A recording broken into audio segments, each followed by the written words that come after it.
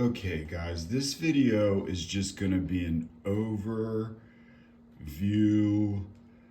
very simple, relaxed tutorial on reading music. So if you've never read music and you want to learn how to read music without getting into all the details, I'm just going to go over some basic things so that you don't get overwhelmed if someone gives you music.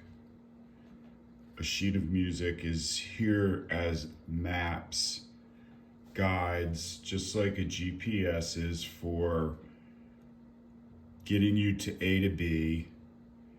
This is a book, a Mike Longo book on sight reading, and it's simply a rhythmic study and exercise.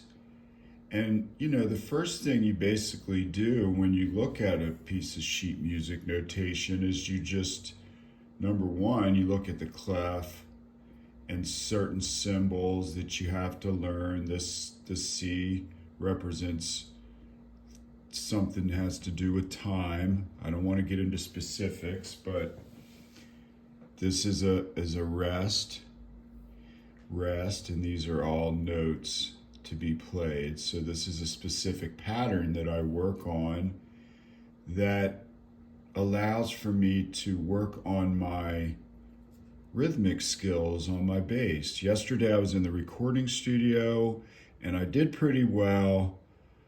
I'm really happy with how I played, but when you listen back to what it is that you recorded, you hear things that need to be worked on, and one of those things for me was my rhythm.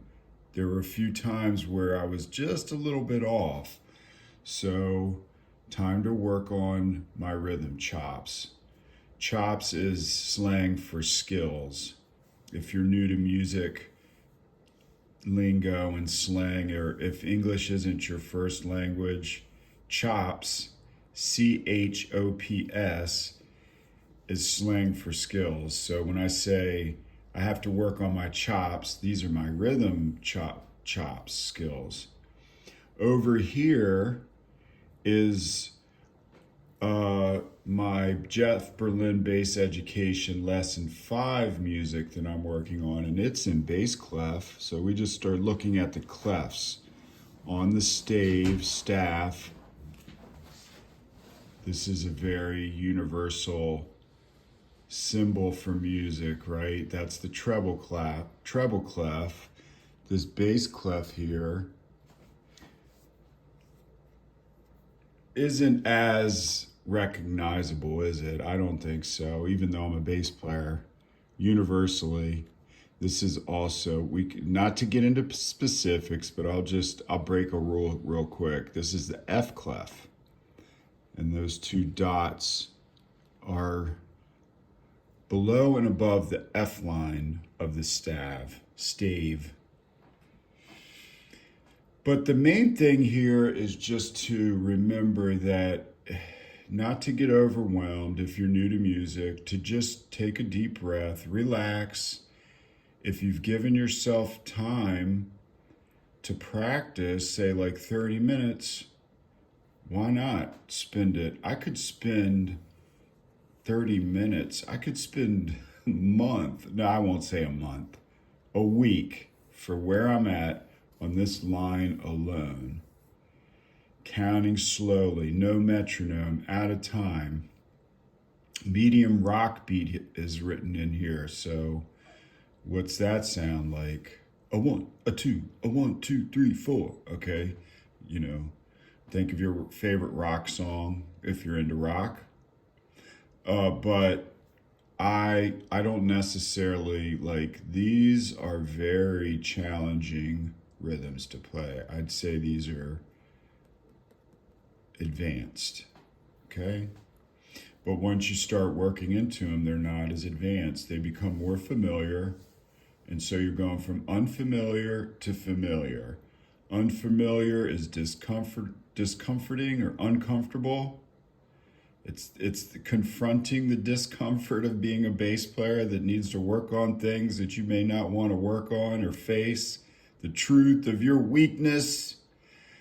My weakness yesterday in the studio was that I, just wasn't super tight rhythmically in a couple places. Not being too hard on myself, just being an artist, right? So I'm in this trench with you guys. I'm not above anybody, but we're in the trench together.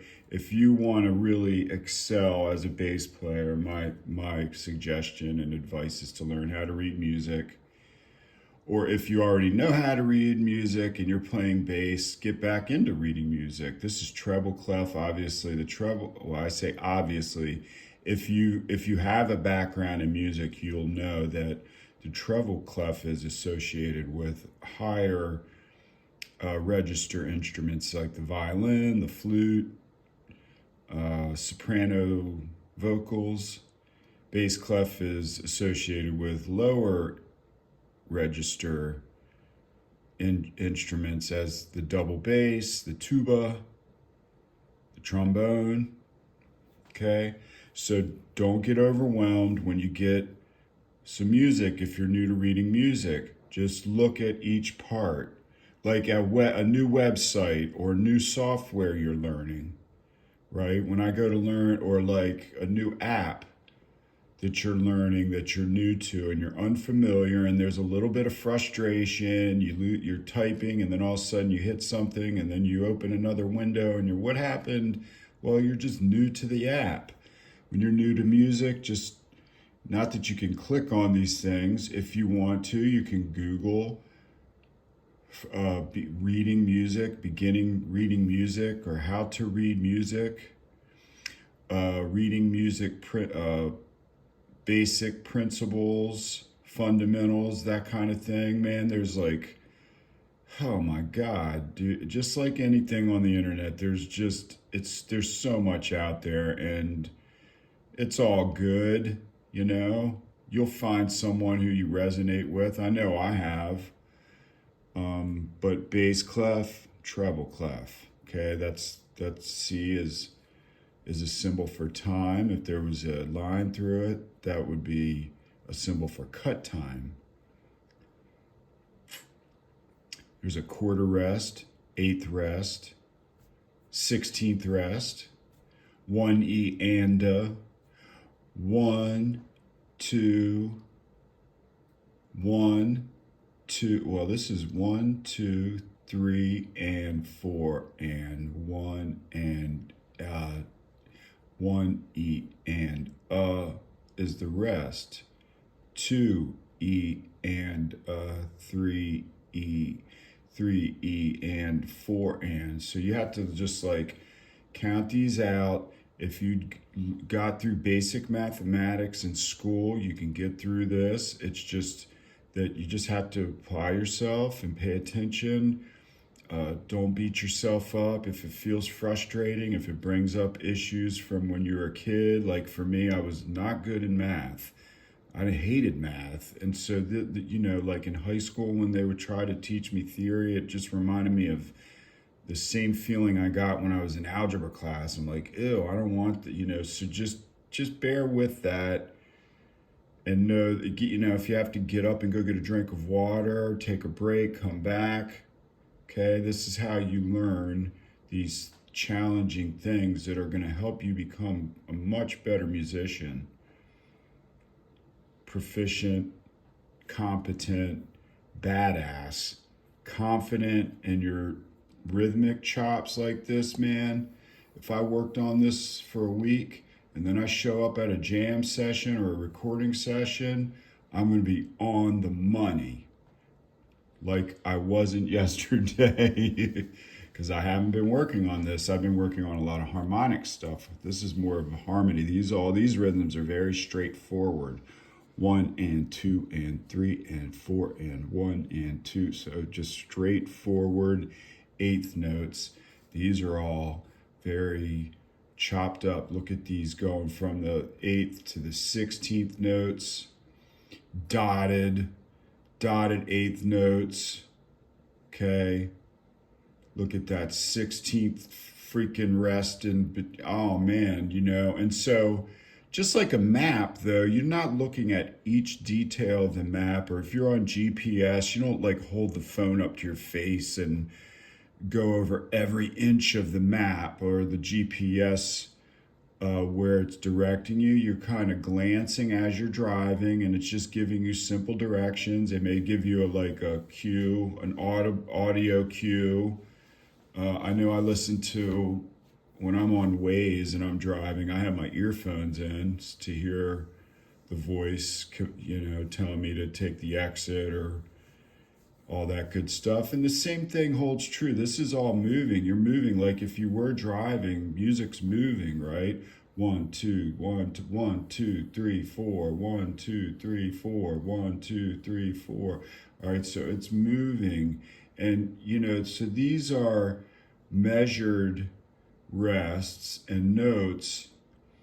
But the point I'm trying to make is like, you don't have to be so caught up in getting it perfect.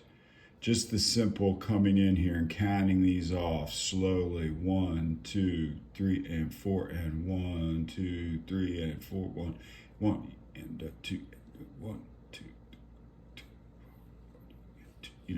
Even if it's under your breath as you're following it, but your eyes are looking at these dots. This is all on D, every good boy, B, E, G, B, D, F for the treble clef.